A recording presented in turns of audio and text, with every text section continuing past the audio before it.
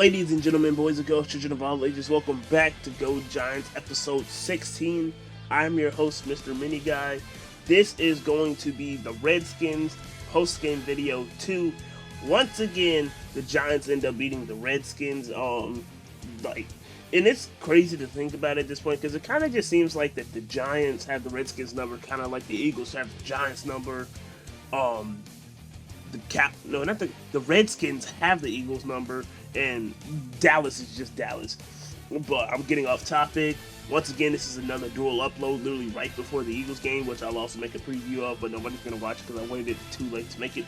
So in today's show, I'm going to take you through, well, you already know, highlights from the game, statistics, and where we stand. So without further ado, let's go ahead and get into it.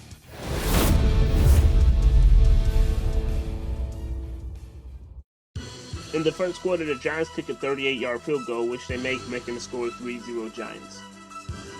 With around 4 minutes and 20 seconds left to go in the first quarter, the Giants snap the ball off and run it to Wayne Gallman, which he runs it in for the touchdown, making the score 10-0 Giants. With around 13 minutes left to go in the second quarter, the Redskins kick a field goal, which they make, making the score 10-3 Giants. With 9:30 left to go in the second quarter, the Giants kick a 48-yard field goal, which they make, making the score 13-3 Giants. With around 2:12 left to go in the second quarter, Daniel Jones throws a pass to Evan Ingram, which he catches finally, scoring a touchdown, making the score 23 Giants. With 12:32 left in the third quarter, Redskins running back Antonio Gibson runs the ball in for a touchdown, making the score 10-20 Giants. With 5:16 left to go in the third quarter, Giants kick a 42-yard field goal, which they make, making the score 23-10 Giants. At the beginning of the fourth quarter, the Redskins kick a 44-yard field goal, which they make, making the score 23-13 Giants. With around 10:35 left to go in the fourth quarter, Alex Smith throws a pass to wide receiver Terry McLaurin, which he breaks a couple of tackles, running it in for a touchdown, making the score 23-20 Giants. With around a minute and 24 seconds left to go in the game, Alex Smith throws an interception to Logan Ryan, which seals the game for the Giants, winning the Giants the game. This game was way too close for comfort, a lot closer than I believed it should have been. Once again, the Giants show that they always let up in the second half, but hey, a win is a win. Giants move up to 2-7, Redskins go down to 2-6.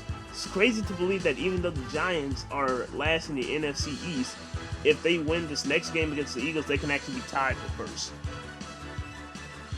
Looking at Daniel Jones' stats for this game, he completes 23 passes out of 34 attempts with a percentage of 67.6, throwing for 212 yards, 1 touchdown, 0 interceptions with a rating of 94.2 and taking 5 sacks.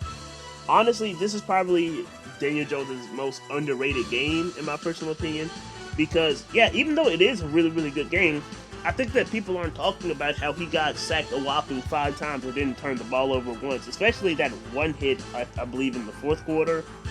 So this was a really good game by Daniel Jones, and I hope to see this more often. Looking at Wayne Gallman's stats for this game, he rushes 14 times with 68 yards, with an average of 4.9 for each rush. Rushes for 1 touchdown, and in the receiving game, he completes 1 pass for 9 yards.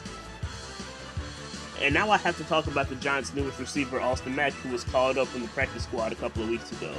In this game, he has 4 receptions for a total of 72 yards, with 18 yards on average, with no touchdowns.